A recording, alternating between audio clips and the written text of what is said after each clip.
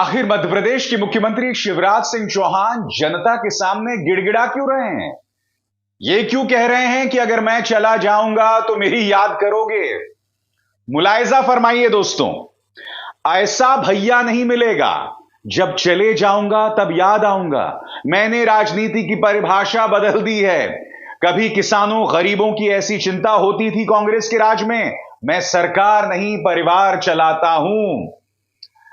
गौर कीजिए दोस्तों, बुधनी में शिवराज सिंह चौहान ने किस तरह से जनता को इमोशनली ब्लैकमेल किया, आपके सामने।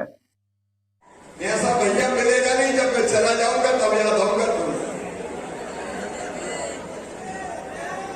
मैंने मध्य प्रदेश में राजनीति की परिभाषा बदल दी।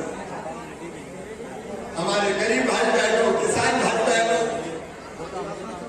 आपने बरसों तक देखा कांग्रेस का राज। बताओ कभी जनता की ऐसी चिंता होती थी क्या? बोल के बताओ, होती थी क्या? अरे मैं कोई सरकार थोड़ी चलाता हूं, मैं परिवार चलाता हूं। परिवार, आप सब मेरे परिवार हैं।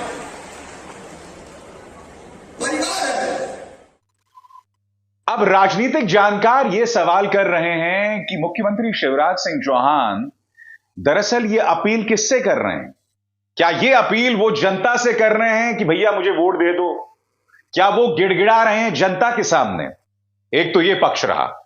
या कहीं ऐसा तो नहीं यह संदेश केंद्रीय आलाकमान यानी कि प्रधानमंत्री नरेंद्र मोदी और अमित शाह के लिए है?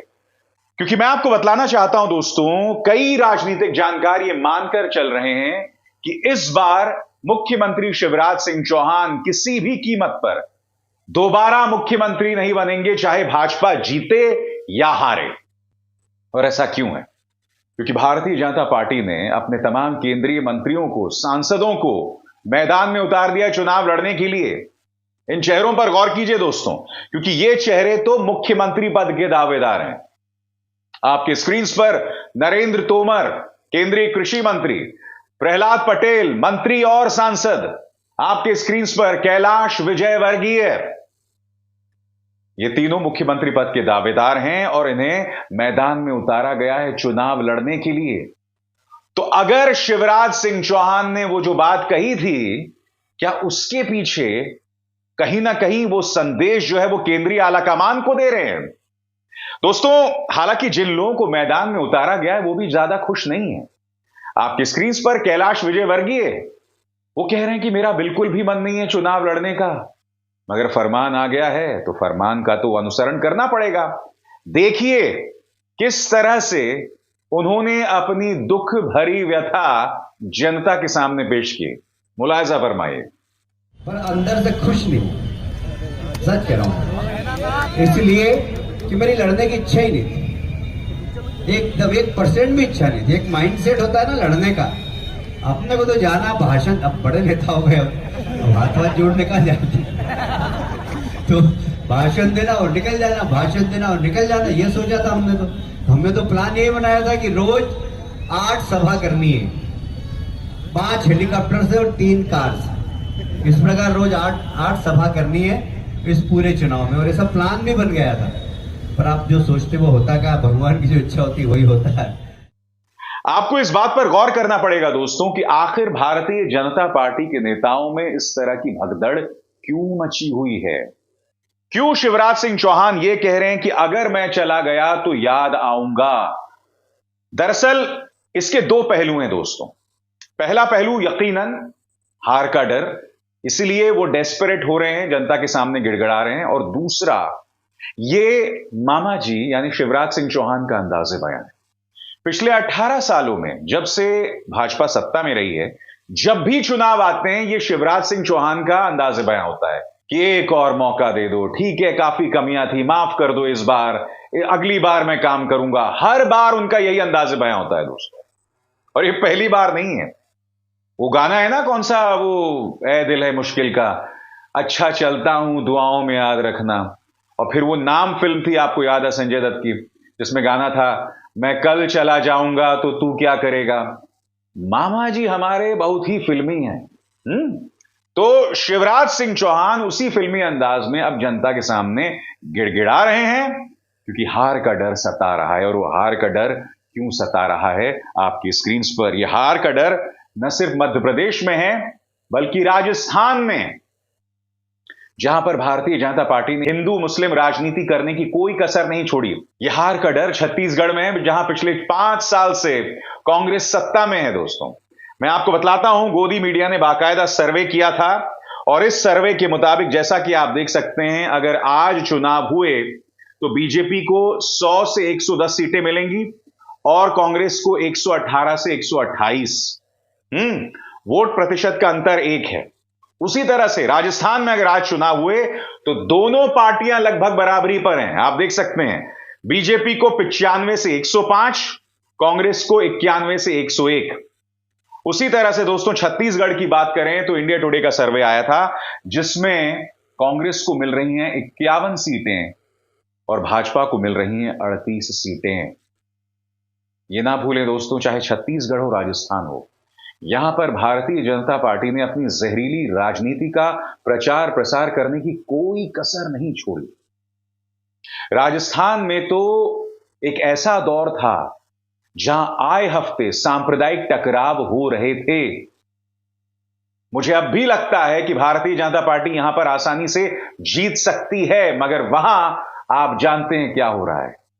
वसुंधरा राजे सिंधिया कोप भवन में हैं। केंद्रीय आला कमान का उन पर बिल्कुल भी विश्वास नहीं है। अंदर खाने यह खबर है कि वसुंधरा राजे सिंधिया अशोक गहलोत की मदद कर रही हैं। हालांकि यह बात भी सही है कि कांग्रेस में भी सिर्फ उटव्वल चल ही रहा है।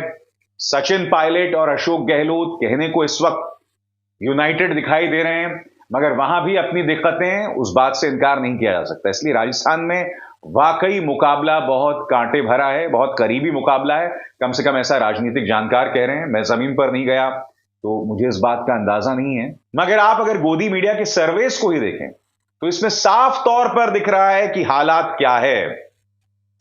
तो जैसे कि कार्यक्रम की शुरुआत में मैंने आपको बताया दोस्तों, एक तरफ मामा जी जनता से गिड़गिड़ा रहे हैं कि वोट दे दो, दूसरी तरफ राहुल गांधी और प्रियंका गांधी दोनों मध्य प्रदेश के अंदर कांग्रेस के बड़े चेहरे के तौर पर उभर कर आ रहे हैं। हालांकि सही मायने में इस पूरे राजनीति का मध्य प्रदेश में कांग्रेस की राजनीति के सूत्रधार हैं कमलनाथ, जिन्होंने अब तक कोई गलती नहीं की है। देखो दोस्तों, अगर मध्य प्रदेश में कांग्रेस कोई बड़ी गलती नहीं करती तो उसके लिए राह आसान होगी, मगर यह कांग्रेस का अंदाजे बयां रहता है। ये लोग जीत जो हाथ में होती है उसे वो विपक्ष को थमा देते हैं। तो ये कांग्रेस का अंदाजे बयां। आप देखना है कि अगले 3 महीनों में कांग्रेस कुछ गलती करती है या नहीं करती है। बहरहाल राहुल गांधी शाहजहांपुर में अपनी रैली में खासे उग्र थे। याद कीजिए उन्होंने किस तरह से भ्रष्टाचार के मुद्दे पर करारा हमला बोला था शिवराज सिंह चौहान पर। सुनते हैं। कन्याकुमारी से हम कश्मीर तक चले और मध्य प्रदेश से पैदल निकले। 370 किलोमीटर हमारी यात्रा मध्य प्रदेश में चली थी। किसानों से मिले, युवाओं से मिले, माताएं बहनों से मिले। मुझे सिर्फ 2-3 बातें कही। सबसे पहले, मध्य प्रदेश हिंदुस्तान में भ्रष्टाचार का सेंटर है, एपी सेंटर है। और जितना भ्रष्टाचार बीजेपी के लोगों ने मध्य प्रदेश में किया है, पूरे देश में ये नहीं किया है। बच्चों के फंड्स, मिड डे मील के फंड्स, स्कूल यूनिफॉर्म के फंड्स चोरी किए। महाकाल कॉरिडोर में बीजेपी ने पैसा चोरी किया। व्यापम स्कैम को आप सब जानते हो। 1 करोड़ युवाओं को इन्होंने नुकसान पहुंचाया। एमबीबीएस की सीट्स बेची जाती हैं और पेपर लीक किए जाते हैं। ये इनका राज है। इनफैक्ट प्रियंका गांधी वाड्रा भी जहां जहां जा रही हैं वो भाजपा को 50% कमीशन वाली सरकार कह रही हैं। मैं आपको याद दिलाना चाहूंगा दोस्तों, उनके खिलाफ एफआईआर भी दर्ज हो गई थी, एक नहीं करीब 40 पुलिस थानों में। और ये भाजपा को बैकफायर भी कर रहा है। भाजपा को सवालों के जवाब देने होंगे, क्योंकि प्रियंका गांधी वाड्रा ने जिस मुद्दे को उठाया वो कोई नई बात नहीं थी। ये बात कर्मचारियों ने अदालत में कही है। और ये ना भूलें, हमारी उज्जैन धर्मस्थली एक तूफान आता है और सप्त ऋषियों की मूर्तियां देखिए किस तरह से बिखर जाती हैं। क्या इस भ्रष्टाचार की जांच हुई? बिल्कुल नहीं हुई। क्या इस बारे में भारतीय जनता पार्टी ने कोई गंभीर बयान दिया? बिल्कुल नहीं दिया, क्योंकि ये जानते हैं कि अगर मुद्दे की बात ही ना करो तो जनता के जहन में वो मुद्दा ही नहीं आएगा। इसीलिए कांग्रेस भ्रष्टाचार के मुद्दे पर हमला बोल रही है। बहरहाल ये तो आने वाला वक्त बताएगा दोस्तों कि आगे कौन पीछे कौन, जीत किसकी हार किसकी। मगर मध्य प्रदेश, राजस्थान और छत्तीसगढ़ की राजनीति के हर पहलू पर हमारी निगाह रहेगी। अब हिसार शर्मा को दीजिए इजाजत। नमस्कार।